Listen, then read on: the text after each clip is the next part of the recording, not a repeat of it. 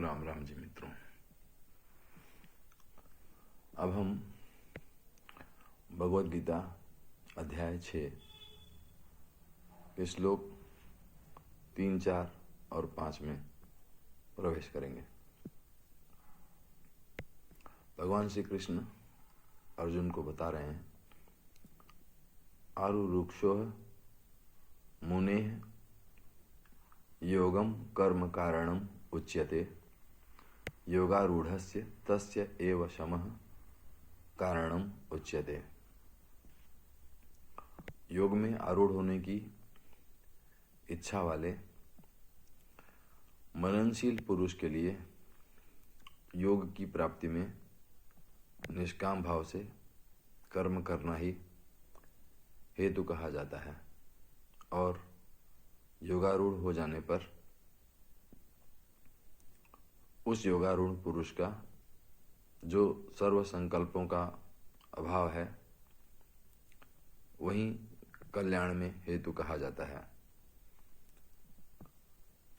अगले श्लोक 4 में भगवान श्री कृष्ण कह रहे हैं,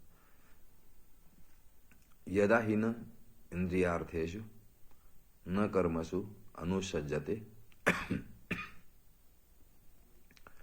सर्व संकल्प संन्यासी योगारूढ़ तदा उच्यते।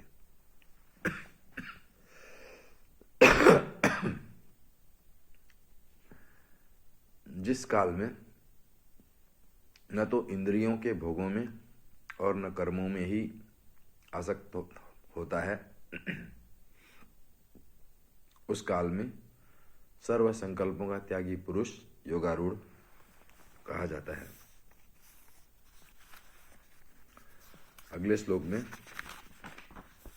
श्लोक 5 में भगवान श्री कृष्ण कह रहे हैं, उद्धरेत आत्मना आत्मानं न आत्मानं अवसादयेत, आत्मा एव हि आत्मनः बन्धुः आत्मा एव रिपुः आत्मनः। अर्थात अपने द्वारा अपना संसार समुद्र से उद्धार करे। संसार समुद्र अर्थात संसार को एक सागर की भांति बताया है, संसार को की विशालता का वर्णन किया है,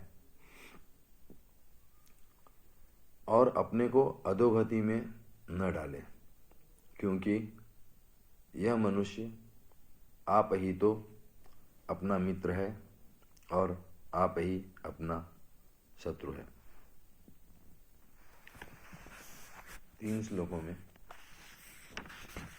भगवान श्री कृष्ण ने योग को कैसे प्राप्त किया जाए,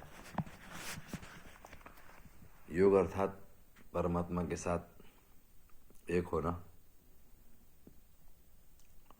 कैसे उस दिशा में कदम बढ़ाए जाएं, उस बारे में अर्जुन से कहा है। न केवल अर्जुन बल्कि हम सभी मानव जाति के लिए ये उपयोगी है।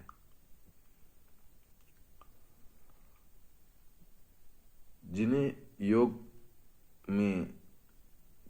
योग को पाना है, ऐसे लोगों को अपना कर्म निष्काम भाव से करना है, अर्थात अकर्ता भाव से करना है, और वो करने पे हमारे जो संकल्प होते हैं वो नहीं रहते।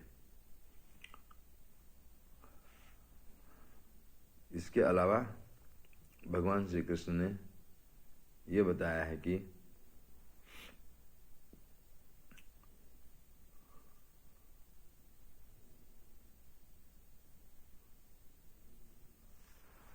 योग के माध्यम से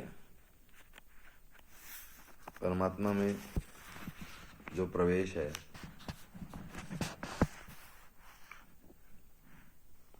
उसमें